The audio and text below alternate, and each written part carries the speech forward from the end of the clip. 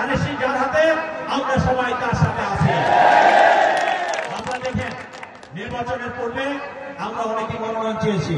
এই যে আমাদের এখানে আক্তার ভাই আছে, উনি একজন মনোনয়ন প্রার্থী ছিলেন যখন ধানের শীষ দিয়ে দিয়েছে। আমাদের এখানে যারা মনোনয়ন প্রার্থী ছিলেন আপনারা সবাই তাদেরকে চিনেন, সবাইকে জানেন। আমি বিশ্বাস করি তারা দলকে অনেক ভালোবাসে, দলের জন্য তারা অনেক কষ্ট করেছে, তাদের অনেক ত্যাগ আছে, প্রতিটি কর্মী দলের জন্য ত্যাগ আছে এবং সেই ত্যাগের মূল্যায়ন তাদের অবশ্যই অবশ্যই হবে ইনশাআল্লাহ।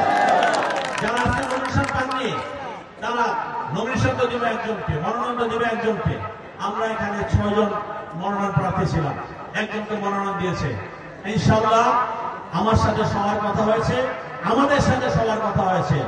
সব মশার বিরুদ্ধে সুরক্ষা দিতে এলো বসুন্ধরা এক্সট্রিম অ্যারোসল, মশার বিরুদ্ধে এক্সট্রিম সুরক্ষা।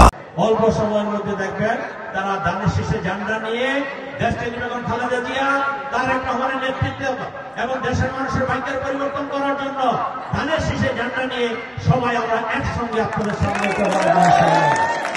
আমরা হয়তো আমি মনোনয়ন যদি না পেতাম আমার মনের ভিতরে একটু দুঃখ কষ্ট থাকতো, হয়তো থাকতো।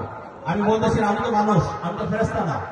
আমরা সমস্ত দুঃখ কষ্ট ভুলে আমরা দেশের জন্য, জাতির জন্য, দলের জন্য ইনশাআল্লাহ কাজ করে যাব। এবং আমাদের যে সমস্ত সহযোগীরা দীর্ঘদিন পরিশ্রম করেছেন, কাজ করেছেন, কষ্ট করেছেন, আমি শুধু এই এলাকার ভোটারদের জন্য একটি কথা বলতে চাই, আপনাদের এক একটি ভোট অনেক মূল্যবান।